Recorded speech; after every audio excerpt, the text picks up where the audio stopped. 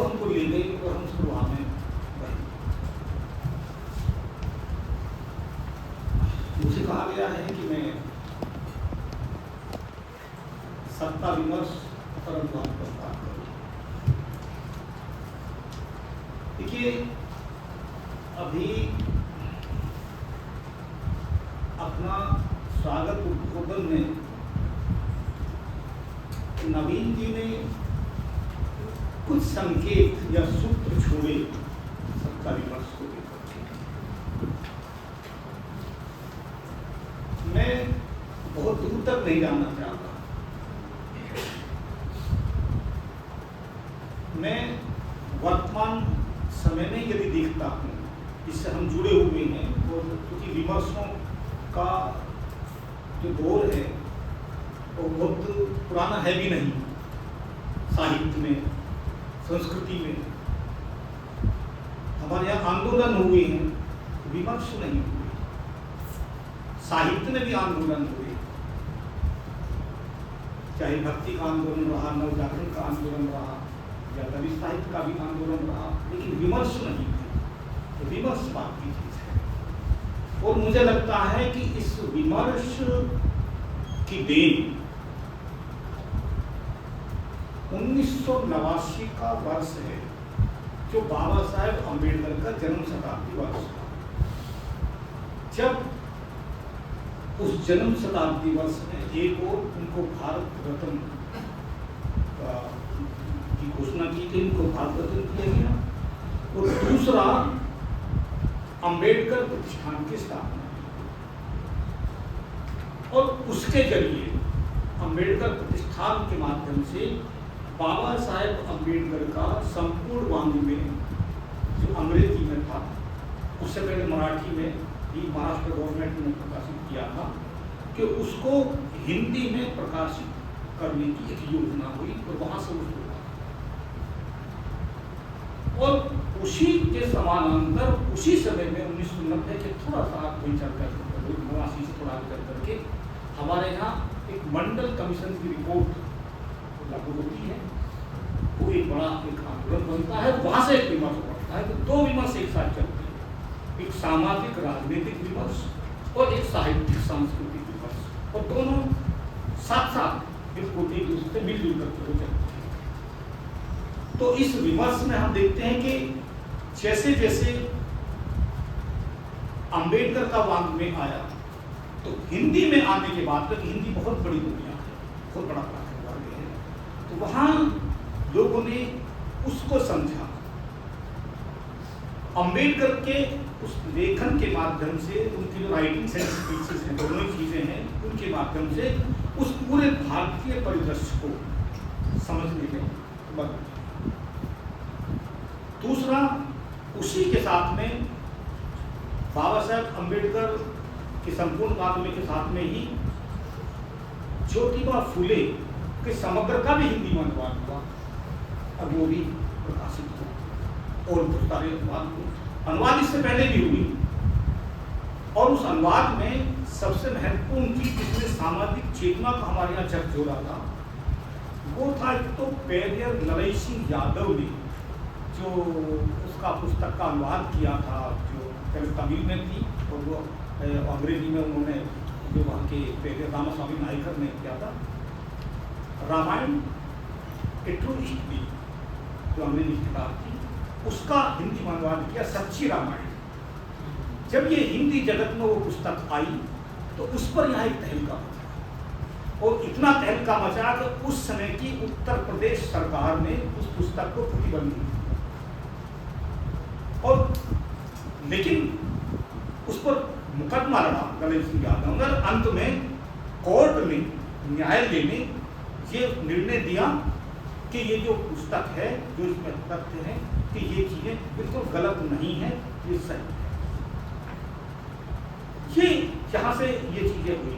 दूसरा, तो उन्होंने और भी कई पुस्तकों का अब किया, अनुवाद किया।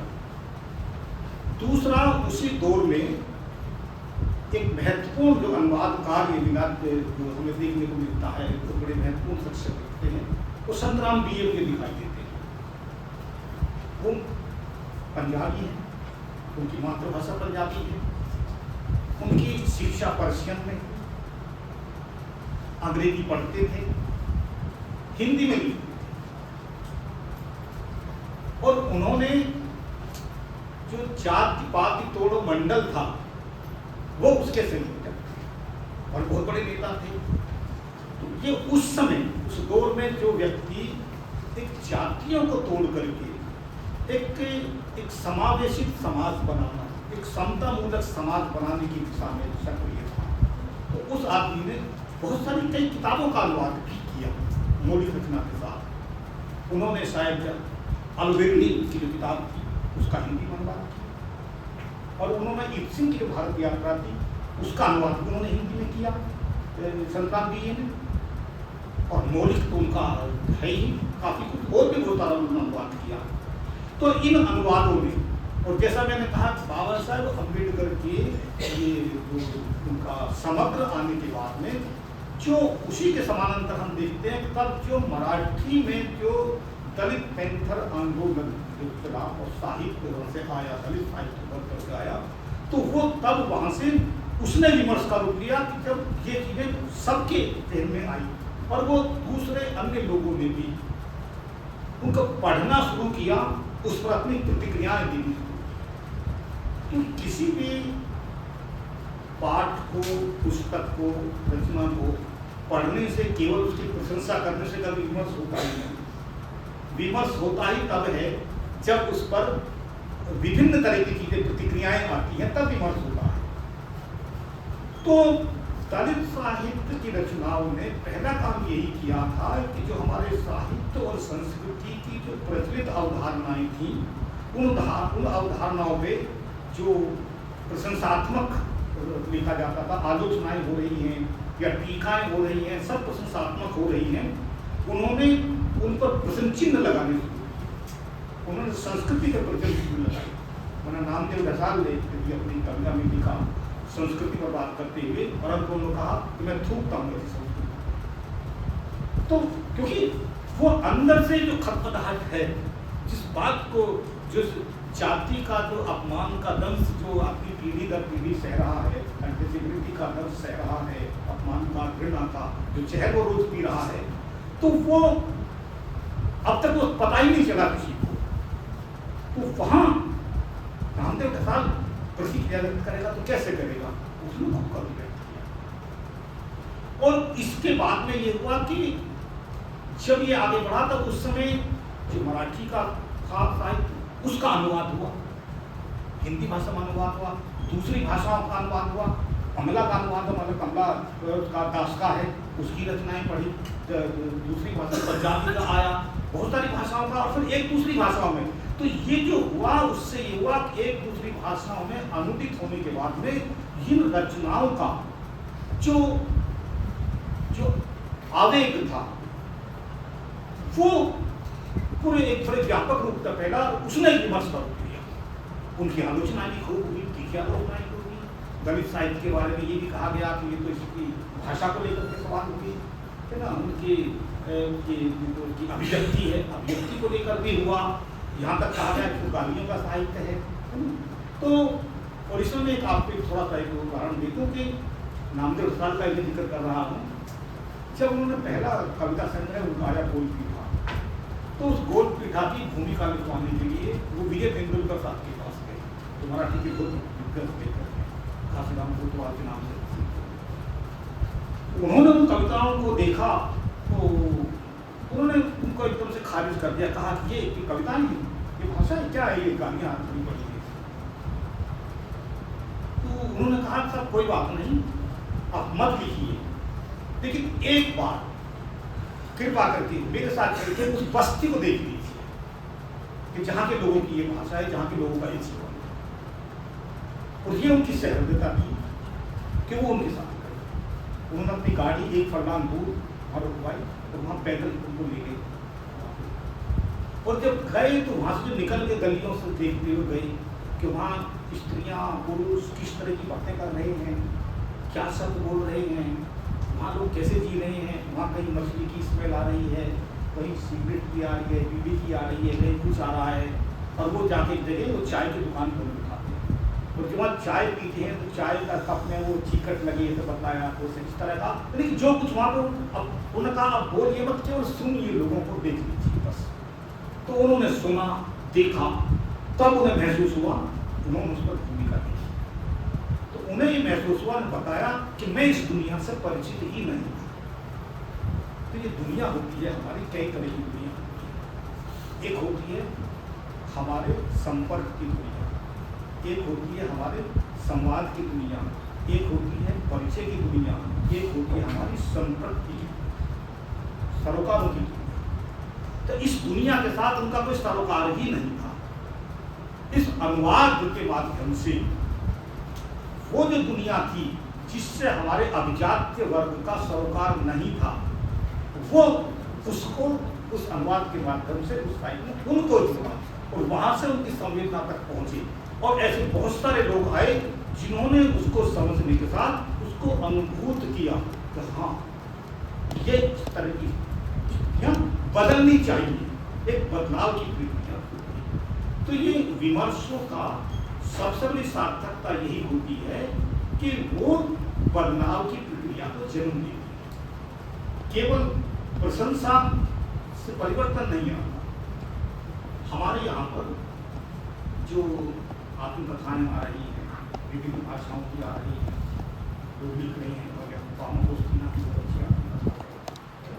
उधर में नदी कुछ दिन पहले वो केरल की बजाना की जो बड़ी सीखे जानू की आत्मकथा छोटी सी है, वो भी बहुत सारी आत्मकथा विभिन्न भाषाओं की हम पढ़ रहे हैं। दूसरी भाषाओं की मैंने ब्लैक लिटरेचर की आत्मकथाएं पढ़ी है, फ्रेडरिक डगलस की पढ़ी है, की पढ़ी है।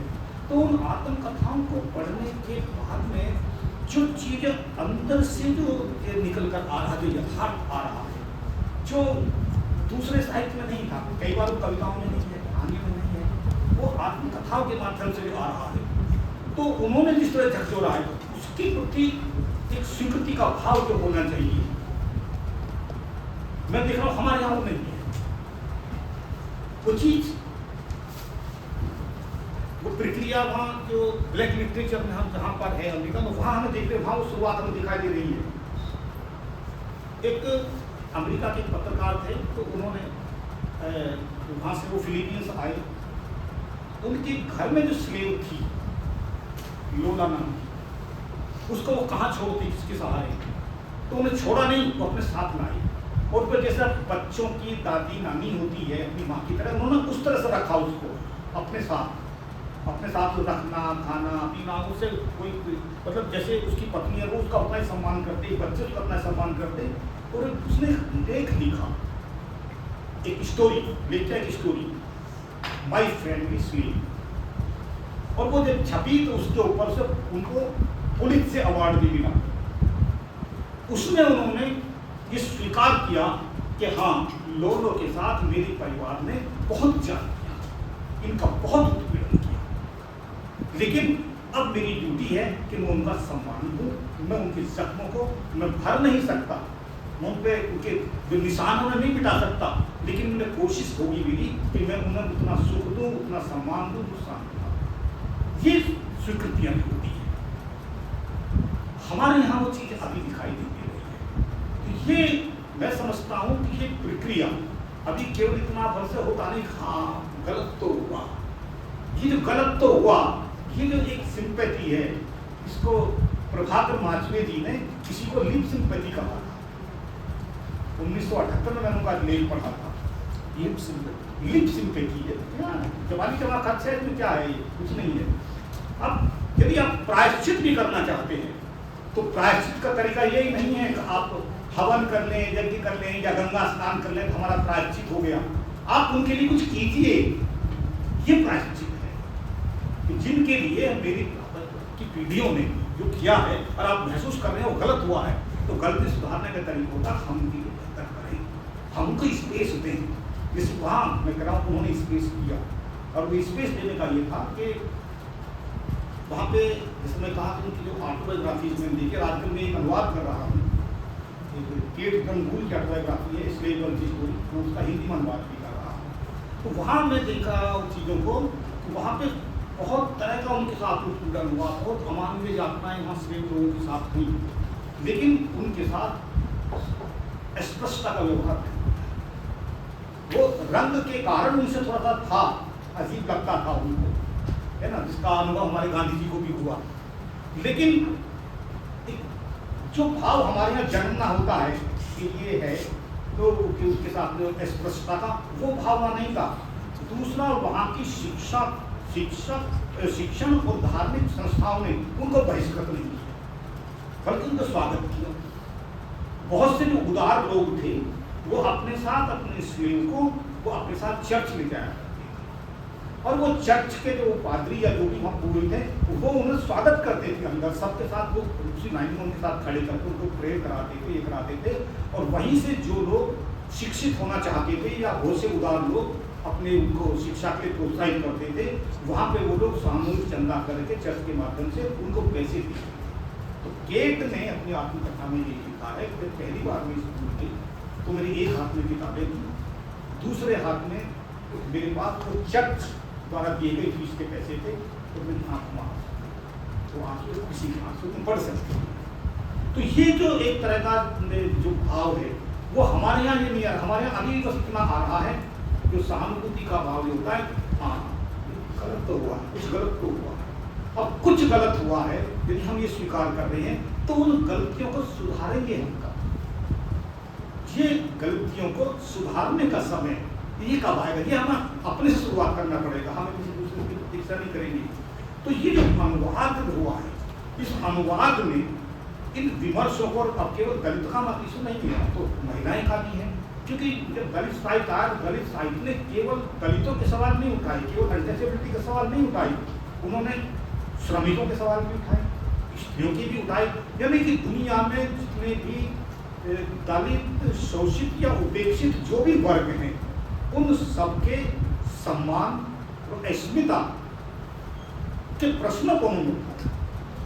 तो ये इसके साथ जब दलित हुआ तो स्त्री विमर्श भी आया और फिर आदिवासी विमर्श भी आया, वो सारी चीजें आ रही हैं। तो अब ये जो अस्मिताएं उभर रही हैं वो अपनी अपनी पहचान, वो अपना इतिहास बोध, वो अपना संस्कृति बोध, वो अपनी जड़ें ढूंढ रही हैं और वो अपना इतिहास खुद निर्मित करने की ओर, क्योंकि जो अनुवाद के माध्यम से ही ये समाज समझ पाया कि जो इतिहास है, इतिहास मेरा समझा कहीं भूल नहीं, ये इतिहास मेरा नहीं है, ये तो शासकों का इतिहास है, मैं तो शासक नहीं हूँ। तो ये तो उनके जो राजा महाराजा हैं, ये तो उनकी अपनी सोरे गाथाएं हैं, मैं कहाँ, मेरा इतिहास कहाँ है?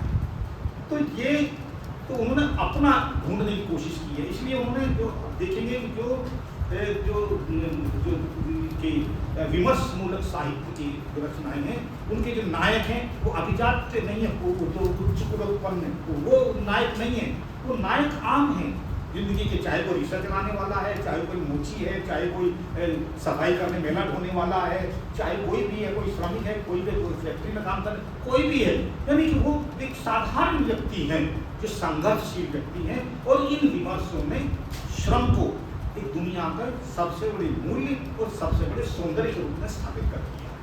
अब सौंदर्य की अवधारणा ही बदल गई, जैसा कि अभी हमारे यहाँ चलता रहता था कि वो सौंदर्य को लेकर के कई तरह की चीज़ें होती हैं, सौंदर्य को लेकर के,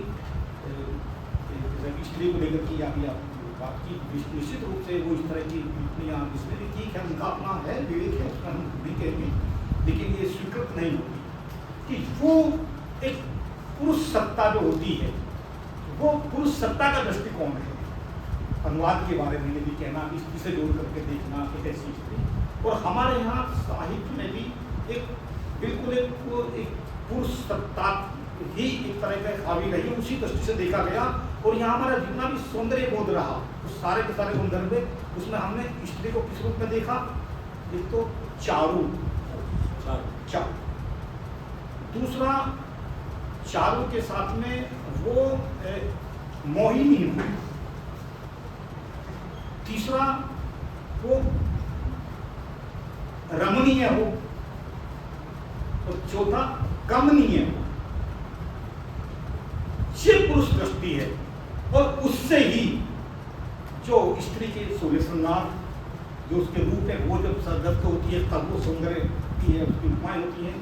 और मैं आपको बताऊं, एक ऑस्ट्रेलिया की एलिस है, उन्होंने किताब आई है असेंस ऑफ ब्यूटी, उसमें तो हमारे तो 37 ऐसे विशिष्टताएं उसमें ब्यूटी की एक नया एस्थेटिक्स डेवलप हो रहा है कि ये सौंदर्य का साथ है। तो यानी कि हर दृष्टि से स्त्री को, और उसी तरह की फिर वो हमारे यहाँ संस्कृति से जोड़ करके कि स्त्री को सुंदर हो जैसा कहा, और वो दूसरा को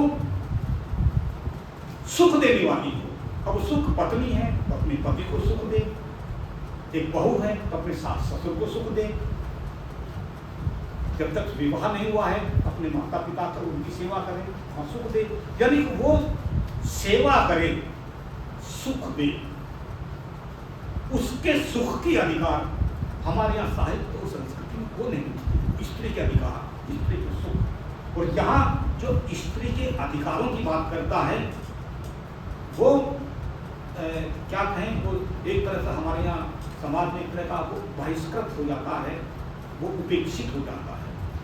और इसका सबसे बड़ा उदाहरण फिर मैं आ रहा हूँ डॉक्टर बाबा साहब, जब वो लॉ मिनिस्टर थे पहले स्वतंत्र भारत पहली सरकार थे, और उन्होंने जो हिंदू कोड बिल नाम से जानते हैं हम लोग का, तो वो नाम केवल हिंदू कोड बिल है, लेकिन वो स्त्रियों को और भी बहुत सारी चीज़ों से मुख्य चीज एक थी, तो वो चाहते थे कि स्त्री को भी अपने पिता और पति की संपत्ति में अधिकार होना चाहिए।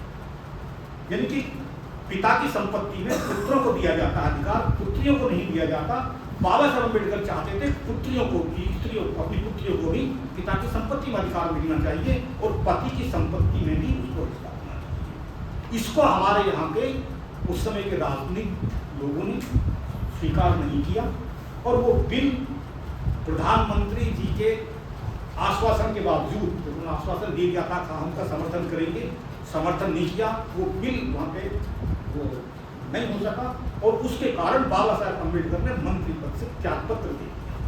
ये स्त्रियों की अस्मिता का, ये मैं समझता हूँ संघर्ष का इससे बड़ा उदाहरण नहीं मिल सकता, और भारत की स्त्रियों को बाबा साहब अम्बेडकर का ऋणी होना चाहिए कि इतना बड़ा।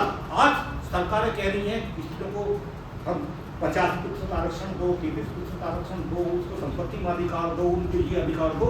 बाबा साहब अम्बेडकर तब उस बात को महसूस कर लड़ रहे थे। तो ये चीज़ें आई, पहले ये चीज़ नहीं थी। जैसा मैंने कहा कि ये 1990 के बाद में वो एक यहाँ वो आदमी समय वो एक प्रस्थान बिंदु है विमर्श का, और उसने हमको एक पूरे हमारे भारत में नहीं, ये चीज़ें पूरी ग्लोबल हैं तो वैश्विक स्तर तक है, इन्होंने प्रभावित किया है। और ये विमर्श अब ये जो है ये यहीं का नहीं है, ये विमर्श हर देश के, हर दुनिया के साहित्य में चल रहे हैं विमर्श, आपके यहाँ भी चल रहा है, वो दूसरे देशों में भी चल रहा है, वहाँ भी चीज़ों को देख रहे हैं। तो ये चीज़ें आगे ये समय है, मैं समझता हूँ ये अनुवाद में एक बहुत महत्वपूर्ण भूमिका इसमें निभाई है, और आज का जो आयोजन है ये उसी की सार्थकता को ये सिद्ध करता है। आप लोगों ने मुझे बुलाया और ये मौका दिया अपना विचार बांटने के लिए, मैं आपको धन्यवाद देता हूँ। तो नवीन जी आपको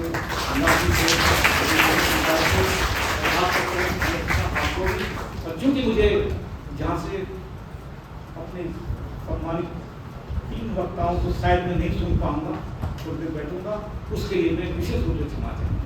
और सभी बच्चों की तरफ से और हम दोनों की तरफ से 5 स्पीकर से निवेदन है।